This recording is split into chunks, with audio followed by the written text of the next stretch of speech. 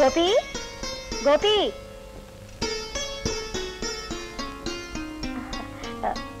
గోపి గారు లేరా అండి?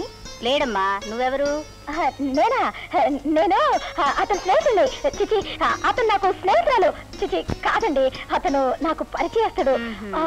ఆయన మీకు అమ్మగారు కదండి? వాడు నాకు అమ్మ కదమ్మా, నేనే వాడికి అమ్మ. నా ఉద్దేశం కూడా అదే. నమస్కారం అండి, కూర్చోండి. మీకోసమే ఇవి తెచ్చానండి, కూర్చోండి. సంతోషం అమ్మా. ఇంతకీ ఆయన ఎక్కడికి వెళ్ళారండి? వచ్చే వారం వాడి పెళ్లి కదమ్మా, అందుకని కొత్త బట్టలు కొనుక్కుని ప్రెస్ నుంచి శుభలేఖలు తీసుకొద్దామని వెళ్ళాడు. గోపికి పెళ్ళా? ఏమ్మా అలా అడుగుతున్నావు? అబ్బే ఏం లేదు. నాకు మీ ఇద్దరి విషయం మా వాడు చెప్పాడులేమ్మా. చెప్పేశారా? అంతా చెప్పేశారా? ఆహా, అంతా చెప్పాడు. తాను ఛాలెంజ్ చేసిన సంగతి, బాత్రూమ్ లో తలంచిన సంగతి, మేమిద్దరం ప్రేమించుకున్న సంగతి అంతా చెప్పేశారా? వాడు చెప్పలేదమ్మా, ఇప్పుడు నువ్వే చెప్పావు. ఏమిటండి మీరు అనేది? పోలీస్ ఆఫీసర్ తల్లిని, ఎదట వాళ్ళ నుంచి నిజం రాపట్టడం నాకంత కష్టమేం కాదు. ఇంతకీ నీ పేరేమిటమ్మా? రేఖ. మీ నాన్నగారు ఏం చేస్తారు? జైలు సూపరింటెండెంట్ జగన్నాథం గారే మా నాన్నగారు. జగన్నాథం కూతురువా నువ్వు? ఏమిటి అలా అడుగుతున్నారు? అబే ఏం లేదమ్మా. ఎందుకమ్మా నిజం దాచాలని ప్రయత్నిస్తావు? బాబు, నేను ఇప్పుడే జగన్నాథం గారి దగ్గర నుంచి వస్తున్నాను. ఆయన నాకంతా చెప్పారు. అంతా చెప్పేశాడా? ఆహా, అంతా చెప్పేశారు. చేతులెత్తి దండం పెట్టినా, న్యాయం చేయమని దీనంగా ప్రార్థించినా కేవలం సాక్ష్యాధారాలు లేవంటూ పట్టించుకోని సంగతి, నిర్దాక్షిణ్యంగా వెళ్ళగొట్టిన విషయం నీతో చెప్పేశాడా? ఆయన చెప్పలేదమ్మా, ఇప్పుడు నువ్వే చెప్పావు. పోలీస్ ఆఫీసర్ని అవతల వారి నుంచి నిజం రాబట్టడం నాకు పెద్ద కష్టం కాదమ్మా. నాకు ప్రమోషన్ వచ్చే సంగతి నీకు చెబుదామని వచ్చాను. కానీ ఇప్పుడు నీకు న్యాయం చేయని వ్యక్తిని ముందుకొచ్చి చేతులు జోడించి దయచూపని ప్రార్థించేలా చేస్తాను. వద్దు బాబు. రేఖ, నాతో రా.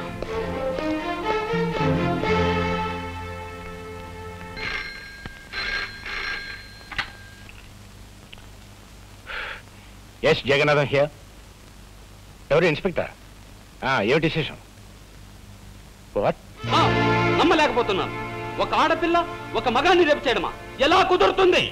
కుదిరిందని అతను కంప్లైంట్ ఇచ్చాడు, చేశారని ఆ పిల్ల ఒప్పుకుంది.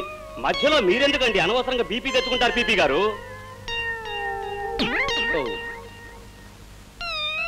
బాబు ఇవి నక్షత్రాల్లో ఉన్నాయి.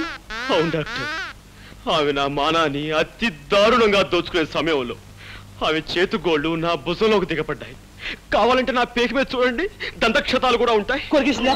అవును డాక్టర్, పెళ్లి కావలసిన వాణ్ణి, ఆస్కలిత బ్రహ్మచారిని, నీకు తమ్ముళ్ళంటి వాణ్ణి నా మానాన్ని దోచుకోవద్దని ఎంత బ్రతిమిలాడినా, ఎంత ప్రాధేయపడినా అవి నా మాట వినిపించుకోకుండా. ఆడపిల్ల మగవాణ్ణి రేపు చేయడం ఏమిటయ్యా? చాలా విచిత్రంగా ఉందే. అదెలా సాధ్యం? ఎలాగంటే ఆ సృష్టికార్యం జరగడానికి నువ్వు సంసిద్ధుడు అయ్యావు అంటే నీకు స్పందించే ఉండాలి మనస్సు. నువ్వు సంసిద్ధుడు కాకపోతే ఆ సృష్టికార్యం జరగదనే చెప్పాలి. నువ్వు సంసిద్ధుడు అయ్యి ఆ కార్యం జరిగిందంటే అది బలాత్కారం కింద రాదే.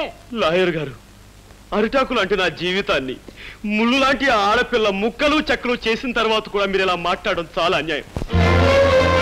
ఇన్స్పెక్టర్, మీరు ఫోన్లో చెప్పిన నిజానా? అవును సార్, పట్టపగలు పార్కులో మీ అమ్మాయి గారు ఆయన్ని మానభంగం చేశారండి.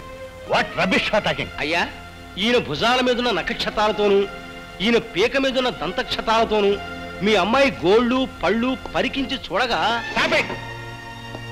ఎంత ట్యాలీ అయితే మాత్రం అమ్మాయి అబ్బాయిని రేపు చేయటం సార్, పీకే నాలాంటి పెళ్లికి ఎదిగిన కొడుకుండి వాడు అతి దారుణంగా బలాత్కరించబడి ఉంటే అప్పుడు మీకు తెలిసొచ్చేదండి. పెళ్లి కాని పవిత్రమైన అస్కలిత బ్రహ్మచారిని ఇలా పాడైపోతే తలెత్తుకుని ఎలా తిరిగేది, సమాజంలో ఎలా బ్రతికేది? కావాలంటే అందుకు ప్రత్యక్ష సాక్షులు ఉన్నారు. అవును బాబు, ఆ పిల్ల అబ్బాయి మీద కురికి చొక్కా లాగేసి ప్యాంటు పీకేస్తూ తుప్పల పక్కకు తోసుకుపోయిందండి. ఈ అబ్బాయి అరుపులు, ఆ తుప్పలు కదిలిపోవడం నా కళ్ళలో చూసామండి. ఈ రోజుల్లో మగవాడి మానానికి భద్రత లేకుండా పోయిందండి. ఏమిటమ్మా ఇది? నిజమా? అవును డాడీ. కర్మ, ఎందుకు చేసావు అలాంటి పని? డాడీ, యాపిల్ పండు లాంటి అతన్ని చూడగానే నన్ను నేను నిగ్రహించుకోలేకపోయాను. ఆవేశంలో అలా రెచ్చిపోయాను. జరిగిన దానికి నన్ను మన్నించండి. ఒక కన్నె పిల్లవాడిని దయా దాక్షిణ్యాలు లేకుండా ఆడదన్న అహంకారంతో అతి దారుణంగా మానభంగం చేసిన ఈ నీచురాల్ని వదిలిపెట్టాను. ఏమైనా సరే కోర్టుకి ఈడుస్తానని కోల్పోయిన నా బ్రహ్మచర్యం మీద ప్రమాణం చేసి చెప్తున్నాను. Thank you doctor. సాక్షులు రండి.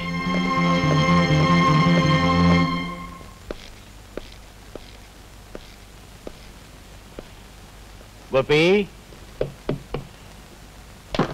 అరే మీరా?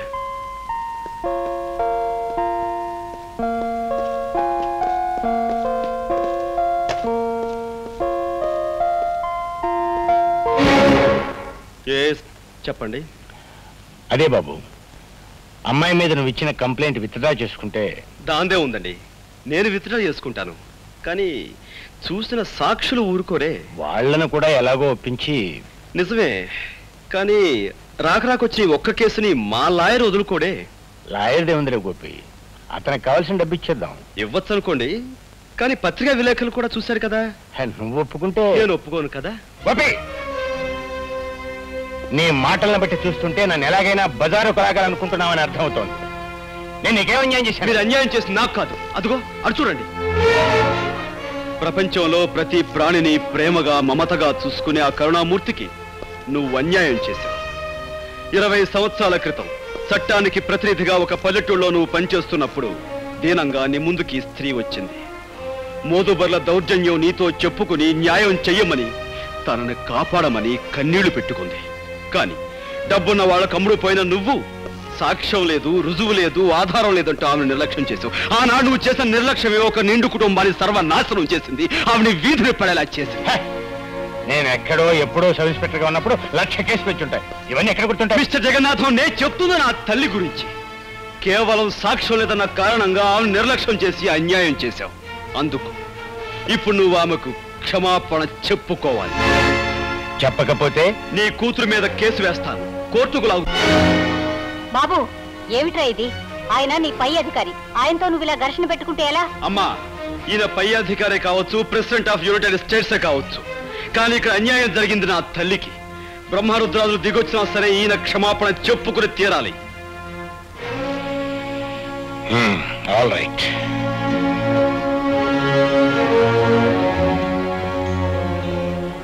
మీకు మీ కుటుంబానికి జరిగిన అన్యాయానికి నన్ను క్షమించమ్మా. సార్,